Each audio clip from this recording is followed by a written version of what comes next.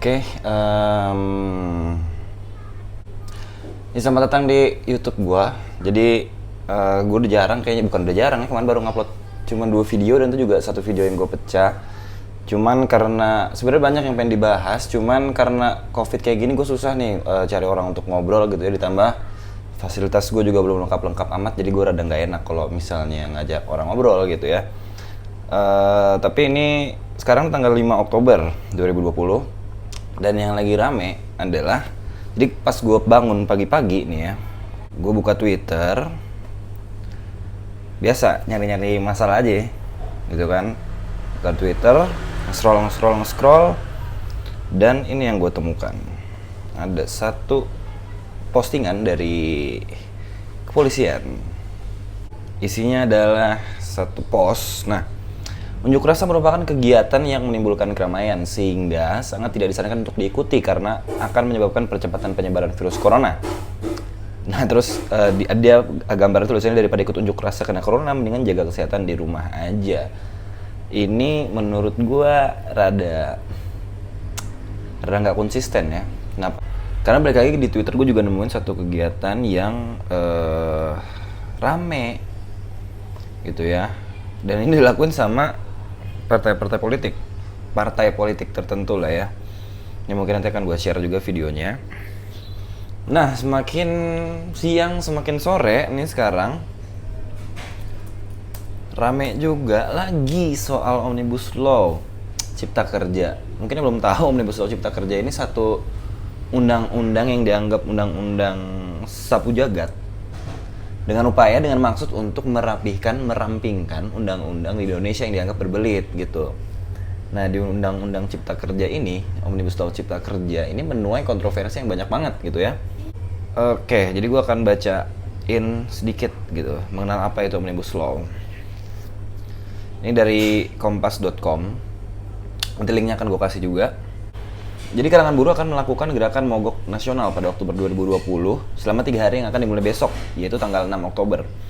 Hal itu dilakukan sebagai bentuk penolakan terhadap RUU Cipta Kerja. Sebelumnya, meski sudah menuai protes dari Serikat Buruh di tanah air, pemerintah dan DPR tak bergeming dan terus melanjutkan upaya pengesahan RUU yang masuk dalam paket Omnibus Law tersebut. Nah, ini kerasa banget ya, kan sebenarnya ini udah pernah di demo waktu itu dalam kondisi COVID juga. Dan itu menghasilkan, nanti akan gue cuplikan juga videonya apa. Jadi intinya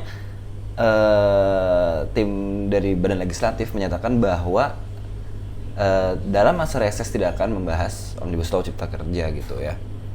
Oke, diterima. Tapi setelahnya ternyata dalam masa reses itu masih dilaksanakan juga rapat untuk bahas itu gitu. Nah, termasuk keputusan untuk membawa RUU Cipta Kerja ini di pembahasan tingkat 2 juga suatu hal yang dadakan. Kita lanjut dulu. Saat ini Omnibus Law Cipta Kerja tinggal menunggu pengesahan di rapat paripurna DPR. Dalam rapat balik, 2 fraksi menyatakan menolak RUU ini, yaitu Partai Keadilan Sejahtera dan Partai Demokrat. Sementara sebanyak 7 fraksi melalui pandangan fraksi mini telah menyetujui, yaitu Partai Demokrasi Indonesia Perjuangan, Partai Golkar, Partai Gerindra, Partai Nasdem, Partai Kebangkitan Bangsa, Partai Amanat Nasional, dan Partai Persatuan Pembangunan. Nah, ini yang sebenarnya gini ya, kalau mau tahu kajian soal Omnibus Law gitu ya, mungkin gue akan coba baca beberapa poin lah. Nah, ini akan gue bacain 4 dari sekian banyak poin bermasalah dari Omnibus Law Cipta Kerja yang dirangkum di pikiranrakyat.com. Jadi yang pertama adalah kontrak seumur hidup. Ini dijelaskan di Omnibus Law Cipta Kerja pasal 61 yang mengatur bahwa perjanjian kerja berakhir pada saat pekerjaan selesai. Padahal sebelumnya tidak dimuat dalam UU Ketenagakerjaan. Dalam pasal 61A menambahkan, ketentuan pengusaha wajib memberikan kompensasi kepada pekerja yang memiliki hubungan kerjanya berakhir karena sudah jangka waktu perjanjian kerja dan selesai pekerjaan. Ini dinilai merugikan pekerja karena relasi kuasa yang timbang tindih dalam pembuatan kesepakatan. Jelas, jadi sebenarnya diatur sedemikian rupa, pada kenyataannya pekerja sama perusahaan itu biasanya dimenangkan oleh perusahaan dalam kasus, ya kebanyakan kasus gitu. Makanya kan sebenarnya diperlukan adanya peran pemerintah untuk mengintervensi kemungkinan-kemungkinan yang kayak gitu. Jadi kalau gue perhatiin gitu, ini kan sebenarnya proses sejarah juga. Kenapa diatur seperti ini gitu. Kalau kita ingat dulu ketika kita dijajah, nah itu kan ada pekerja, ada pengusaha gitu. Jadi ketika kita merdeka kan kita pengen hal-hal seperti itu tidak terulang lagi. Jadi kalau misalnya ini dibuat seperti ini ya apa bedanya gitu ya. Yang kedua adalah pemotongan waktu istirahat. Jadi di pasal 79 ayat 2 poin B RUU menyebutkan istirahat mingguan hanya 1 hari untuk 6 hari kerja dalam 1 minggu. Dalam pasal 79 ayat 5 juga menghapus cuti panjang 2 bulan per 6 tahun. Cuti panjang nantinya akan diatur dalam perjanjian kerja, peraturan perusahaan ataupun perjanjian kerja bersama. Nah, kalau dalam perjanjian kerja, peraturan perusahaan ataupun perjanjian kerja bersama itu biasanya udah terserah perusahaan, ya nggak sih? Emang lo bisa apa gitu? Pekerja tuh bisa apa? Makanya kan sebenarnya dibutuhkan kebijakan publik ini untuk memuaskan kedua belah pihak gitu. Ya lu sendiri gimana kalau misalnya biasanya kan kita libur 2 hari dalam seminggu, kalau dipotong sekarang liburnya jadi sehari dalam seminggu, ini seperti apa? Ini gue nggak ngomong ya bagi orang-orang yang mungkin merasa gue kerja tiap hari gitu kan, gue nggak ngeluh-ngeluh amat. Ini bukan lu coy, bukan soal orang per orang gitu, tapi ini soal keseluruhan gitu ya. Kemudian juga sistem upah. Nah, sistem upah ini diatur dalam pasal 88B RUU Cipta Kerja yang mengatur tentang standar pengupahan berdasarkan waktu. Nah, ini nanti dianggap ya, banyak yang menganggap bahwa skema pengupahan ini akan menjadi dasar untuk perusahaan memberlakukan perhitungan upah per jam. Oke, kemudian pasal 88C ayat 1 Gubernur menetapkan upah minimum sebagai jaring pengaman. 2. Upah minimum sebagaimana dimaksud pada ayat 1 merupakan upah minimum provinsi.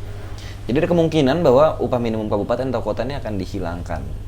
Nah, bahayanya apa sih kalau misalnya nggak ada UMK? Paling rendahnya di UMP. Kita tahu ya bahwa di upah minimum provinsi itu minimalnya dia adalah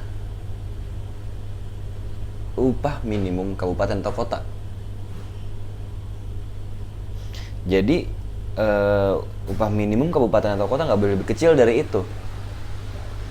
Nah, sekarang kalau UMK dihapus gitu ya, jadi ibaratnya contoh di Jawa Barat gitu, upah minimum se-Jawa Barat itu sama.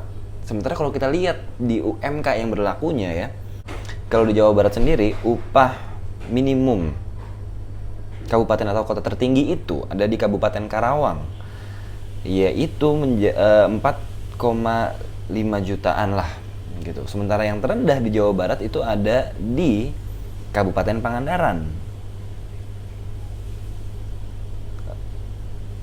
yaitu 1,8 gitu ya. Sekarang bayangin kalau UMP yang dipakai itu 1,8. Jadi si Karawang juga 1,8 gitu. Oke lah, anggap untuk menentukan UMP ini akan dilakukan satu perhitungan yang lebih tepat. Oke, silakan. Tapi menurut gua dengan adanya perbedaan UMK ini aja udah menunjukkan bahwa sebenarnya biaya hidup di tiap-tiap kota dan kabupaten itu berbeda gitu. Kalau mau disamain gimana gitu ya? Ya nilainya sendiri. Tapi anyway, gue nggak akan bahas ini banyak-banyak gitu karena sebenarnya udah banyak banget kajian soal Omnibus Law ini ya, dari YLBHI misalnya, dari Amnesty International Indonesia misalnya, dari LBH Jakarta misalnya, dari pokoknya banyak deh. Itu lu bisa cari aja sendiri, di media-media juga udah banyak gitu kan. Tapi yang mau gue bilang di sini adalah sebenarnya sesimpel kayak gini. Kenapa nih RUU mesti cepat-cepat disahkan gitu, sementara ini kan banyak gejolak di masyarakat yang belum bisa menerima dan bahkan menolak gitu. Jadi kalau misalnya emang nggak bisa diterima, kenapa diterusin? Kalau kita ngomong kita sebagai negara yang demokrasi, harusnya suara-suara masyarakat ini harus dipertimbangkan gitu. Kalau dengan cara yang kayak gini, menurut gue ini kan memancing emosi aja sebenarnya. Kemudian tanggal 6 sampai 8 juga kemungkinan ada tadi gue baca ada mogok kerja gitu ya, dan kemungkinan ada juga demonstrasi-demonstrasi. Dan gue harap ini semua akan berjalan dengan baik gitu ya, karena menurut gue ini adalah hal yang sangat penting gitu untuk ditolak. Yang pasti tolak Omnibus Law.